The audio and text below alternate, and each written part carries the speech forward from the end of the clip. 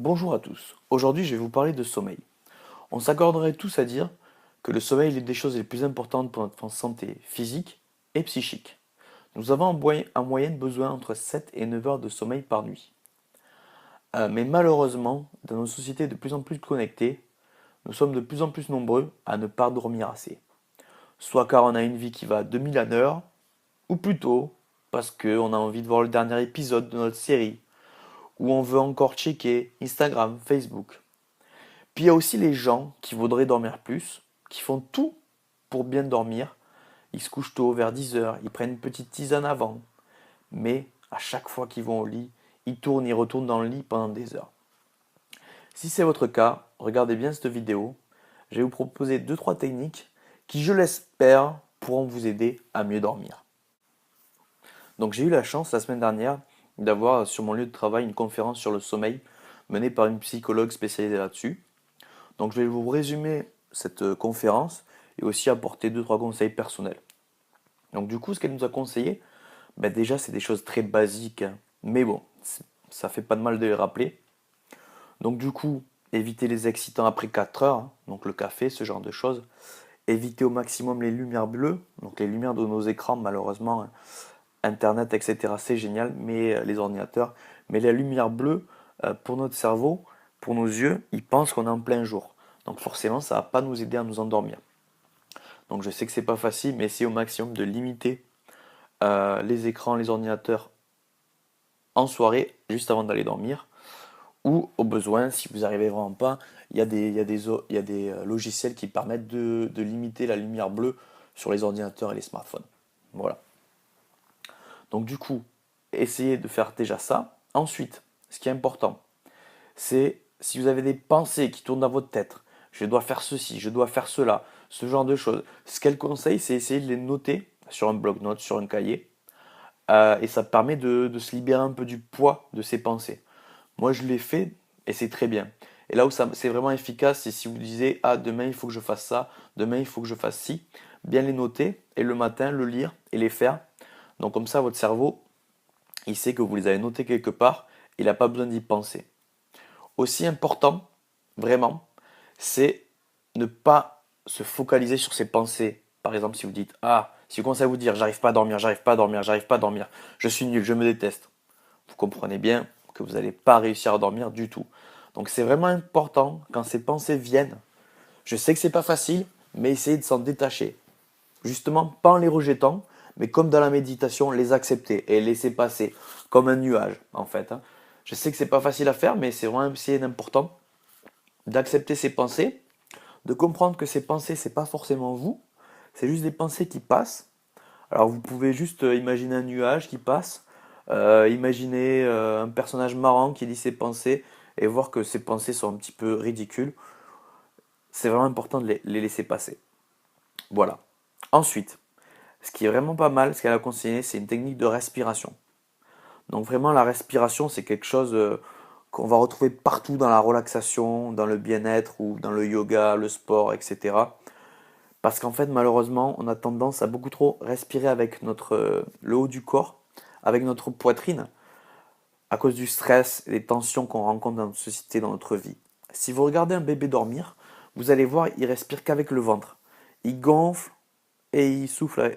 Il gonfle son ventre, son petit ventre qui grossit et qui décroît. Donc c'est vraiment important la respiration. Et là, c'est une technique assez connue pour dormir, 4-7-8. Donc bien sûr, respiration ventrale, hein. Donc 4, on inspire 4 secondes. 7, on bloque 7 secondes. Et 8, on souffle 8 secondes. Donc on souffle bien. Donc on vide d'abord ses poumons. On inspire 4 secondes. On bloque 7. Et on expire 8. Donc j'espère que vous avez compris l'idée. Donc elle conseille de faire ça. Ensuite, il y a le fait d'essayer d'être mindfulness, donc se recentrer, être dans le moment présent. Parce que c'est vrai qu'on a toujours tendance à être dans le passé. Donc les pensées négatives, qu'est-ce qui se passait de mauvais dans le passé. Et ça va nous créer de la dépression plutôt. Et dans le futur, je dois faire ci, je dois faire ça demain, j'ai cet examen. Et ça va nous créer des angoisses. Donc c'est important d'essayer de se recentrer sur le moment présent. Et ce qu'elle conseille, c'est de faire des visualisations. Donc essayez de se représenter dans un endroit où on est en paix, on est tranquille. Donc ça, c'est à vous de réfléchir quel endroit vous voulez être. Est-ce que ça peut être à la plage, est-ce que ça va être à la montagne, est-ce que ça va être seul dans la nature ou entouré d'amis. Mais un endroit où vous vous sentez bien, relaxé et en paix. Donc c'est vraiment important, la visualisation. Ça peut vraiment vous aider à vous endormir. Ensuite, dernière technique, je vais vous le dire en anglais, mais ne vous inquiétez pas, je vais vous la traduire. C'est Progressive Muscle Relaxation. Donc ça veut dire quoi? Ça veut dire essayer de tendre des parties du corps puis les relâcher. Donc se concentrer par exemple par la tête, essayer de bien tendre tout son crâne et ensuite le relâcher. Le but c'est vraiment de relâcher toutes les parties du corps pour se détendre et s'endormir plus facilement.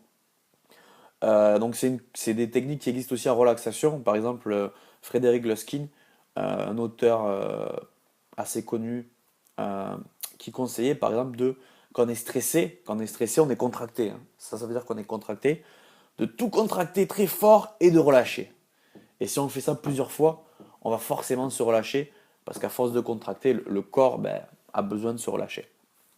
Donc là, l'idée, c'est vraiment, en plus d'essayer de se concentrer sur chaque partie du corps et de tendre puis de relâcher, tendre pour relâcher, pour à la fin être vraiment zen, relâché. Donc vous voyez, c'est toutes ces techniques d'endormissement, c'est en même temps des techniques de relaxation que vous pouvez appliquer dans la vie générale pour vous relaxer. Parce que le but, c'est pourquoi on n'arrive pas à dormir, parce qu'on est angoissé, on est stressé. Donc le but, c'est vraiment essayer de se détendre. Donc voilà. Là, je vais vous donner mon petit bilan. Donc moi, c'est vrai que récemment, j'avais pas mal de problèmes d'endormissement. Pas d'endormissement, justement, de sommeil. Je me réveillais toujours entre 4 et 5 heures du matin. Donc du coup, j'ai fait ces exercices de respiration, 4, 7, 8, et pour moi, c'est vraiment le plus efficace. J'ai essayé la visualisation, et j'ai un peu plus de mal. Mais les exercices de respiration, je trouve ça très bien. Et en général, un quart d'heure, 20 minutes après, j'arrive à me rendormir sans souci. Donc moi, je vous conseille vraiment la respiration, la visualisation, et aussi cette dernière technique, où on se tend, on se relâche. Je vous avouerai, je l'ai un petit peu pratiqué, mais je la maîtrise pas encore très bien. Mais je pense que c'est aussi une bonne technique. Donc voilà, n'hésitez pas à me dire en commentaire quelle technique vous va bien. Et ensuite, voilà, je vais énumérer des techniques que j'ai pas forcément faites, mais qui sont assez connues. Voilà, ça peut vous donner des pistes. Donc la fameuse douche avant d'aller se coucher, les huiles essentielles. Il y a des huiles essentielles qui peuvent aider à dormir. Moi, ça c'est quelque chose qui marchait très bien pour moi à un moment.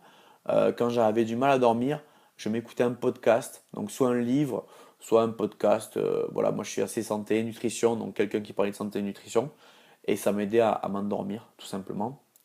On conseille ça, pour moi ça n'a jamais trop marché, mais sortir de la pièce et lire un livre dans une autre pièce, se faire un petit tisane, un petit thé. Voilà. Donc voilà quelques pistes. N'hésitez pas à me dire ce que vous en pensez en commentaire.